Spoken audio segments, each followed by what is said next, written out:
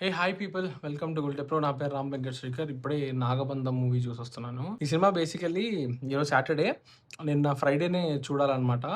10 o'clockకి రావు బహదూర్, 2 o'clockకి నాగబంధం, రెండు tickets book చేసి పెట్టుకుని ఉండే ఏఎంబీలోనే. కరెక్ట్గా మధ్యాహ్నమే ఒక ఇంటర్వ్యూ షూట్ వచ్చింది కాబట్టి అది చూడలేదు.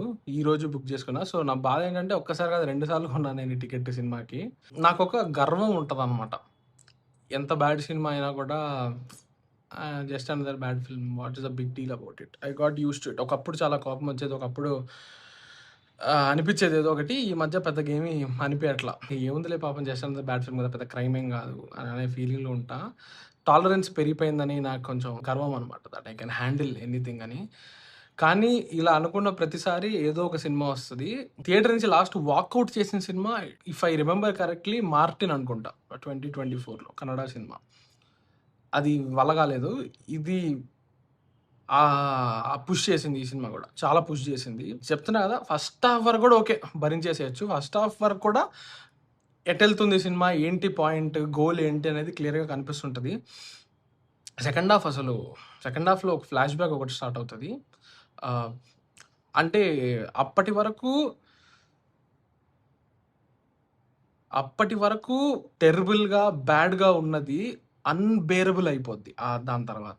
ప్రాబ్లమ్ ఏంటంటే, సినిమా హై ఇద్దాం అనుకోవడంలో తప్పు లేదు. ఏ సినిమా అన్నా హై ఇవ్వచ్చు. హై మాత్రమే ఇస్తాను అంటే అది కుదరదండి. ఎందుకంటే ఇప్పుడు ఫర్ ఇన్‌స్టెన్స్ 'బోయపాటి శ్రీను' గారి సినిమాలుంటాయి కదా! 'బోయపాటి శ్రీను' గారి సినిమాల్లో ఇంటర్వెల్‌కి ముందు ఒక మూడ్ క్రియేట్ చేస్తారు కదా ఆయన. లైక్ చాలా ఒక మాస్ మర్డర్ ఒకటి జరిగిపోద్ది. 20 మంది, 30 మందిని విలన్ వాళ్ళొచ్చి చంపేస్తారు. ఫ్యామిలీ థ్రెట్‌లో ఉంటది. అందరిని చంపేస్తారు. ఇంకా దేవుడే వచ్చి కాపాడాలి అన్నప్పుడు ఒక హీరో ఎంట్రీ ఉంటది. ఆ సేవియర్ మోడ్‌లోకెళ్తది గదా! అది ఇంటర్వెల్‌కి ఒక్కసారి మాత్రమే వర్కౌట్ అవుతది. నేను అదే ప్రతిసారి చేస్తాను అంటే అలసటొచ్చేస్తది సినిమా. 'నాగబంధం' అనే సినిమాతో అదే ప్రాబ్లమ్. లైక్ అనిపిస్తది గదా! కొన్నిసార్లు సినిమాలు ఎలారా అలసట క్రియేట్ చేయగలుగుతాయి. ఏసీ రూమ్‌లో కూర్చొని మంచిగా కుషన్ ఉన్న చైర్‌లో కూర్చొని చూస్తుంటాం ఒక సినిమా. మంచి విజువల్స్ ప్లే అవుతుంటాయి. లేకపోతే సౌండ్, ఇట్స్ అన్ ఎక్స్‌పీరియన్స్ కదా! అలసట ఎలా క్రియేట్ చేస్తది ఒక సినిమా అనే డౌట్ ఉంటే, దిస్ ఈస్ అ ఇదే స్పెసిమెన్. ఇదే ఎగ్జాంపుల్. అలసట సినిమా క్రియేట్ చేయగలుగుతది అన్నారు. ఎందుకంటే అది చూస్తుంటే అది నిజంగా సెకండ్ హాఫ్‌లో ఒక రకమైన ఎగ్జాషన్ వచ్చేస్తది. అలసట, లిటరల్లీ అలసట. Let me tell you again, mentally ఎగ్జాస్టింగ్‌గా ఉంటది సినిమా. చాలా రోజుల తర్వాత మ్యూజిక్ కూడా అసలు, అంటే ఆ లౌడ్‌నెస్ అండి. లౌడ్‌నెస్ అసలు సినిమా అయిపోయి రోలింగ్ క్రెడిట్స్ అంతా అయిపోయి, రోలింగ్ క్రెడిట్స్ మధ్యలో మ్యూజిక్ ఆగినప్పుడు ఎంత ప్రశాంతంగా ఉంది అంటే అనే ఫీలింగ్ కలుగుతది. అండ్ సినిమా అయిపోయి బయటకొచ్చాక ఒక సెన్స్ ఆఫ్ లిబరేషన్ ఉండింది. అదే చెప్తే రూడ్‌గా ఉంటది.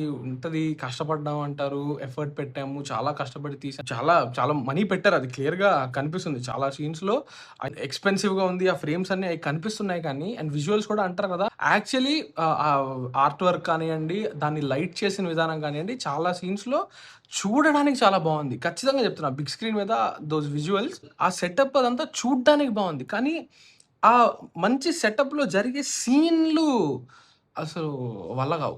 ఎన్ని కిల్లింగ్స్, ఎన్ని చావు కేకలు సినిమాలో అసలు. అంటే చంపుతూనే ఉంటారు. హీరో కొడుతూనే ఉంటాడు. చంపుతుంటారు, కొడుతుంటారు. అండ్ చంపిన వాళ్ళని ఇప్పుడే కదా! ఇప్పుడే చూసాం. ఆ డెత్స్ అనేవి ఇప్పుడే చూసాం. మళ్ళీ ఫ్లాష్ కట్ చేస్తారు. లైక్ ఒక్కసారి కాదు, 2 సార్లు కాదసలు.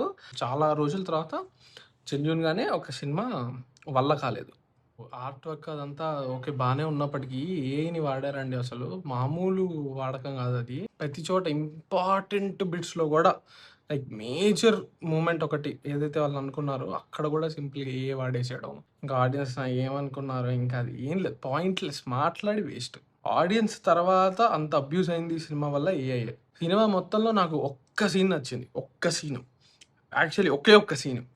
అదేంటంటే, ఇంటర్వెల్ తర్వాత మన 'రవిశంకర్' ఉన్నారు గదా యాక్టరు. ఆయనతో ఒక కాన్వర్జేషన్ ఉంటది హీరోకి. అందులో ఆయన చెప్పే డైలాగులు కొన్ని బావున్నాయి. ఎటువంటి డైలాగులంటే అవి, మన పేరెంట్స్ ఏజ్ గ్రూప్‌లో ఉండేవాళ్ళు వాట్సాప్‌లో క్లిప్ కట్ జేసి స్టేటస్‌గా పెట్టుకుంటారు గదా! అట్లాంటి ఒక మంచి డైలాగులయి. ఆ డైలాగులు నాకు నిజంగానే ఆహ్, మీనింగ్ స్ట్రాంగ్‌గా ఉండే వాటిలో. అది నాకు ఆ ఒక్క సీను, ఆ ఒక్క కాన్వర్జేషన్ నచ్చింది. మిగిలిందంతా చెప్తున్నా గదా! టార్చర్. సో, అదే అండి. ఎఫర్ట్ అంటారు, కష్టపడి తీసామంటారు. ఎందుకో కష్టాన్ని టూ మచ్ రొమాంటిసైజ్ చేసేసామేమో అనిపిస్తది నాకు. కష్టం అందరూ పడుతున్నారు. సినిమాలో మాత్రమే గాదు, అందరూ వాళ్ళ వాళ్ళ జాబ్స్‌లోను, వాళ్ళ లైఫ్స్‌లోను ఏ ప్రొఫెషన్‌లో ఉన్నా గూడా అందరూ కష్టపడుతున్నారు. నేను ఎఫర్ట్‌ని అప్రిషియేట్ చేయడం ఇంక నా వల్ల గాదు. నేను ఎఫర్ట్, గుడ్ థాట్స్ అయన్నీ చెప్పి, చెప్పి, చెప్పి అలసిపోయా. ఆ ఎఫర్ట్‌కి వచ్చిన రిజల్ట్ ఇక్కడైతే ఫ్రస్ట్రేటింగ్‌గా ఉంది. That's it.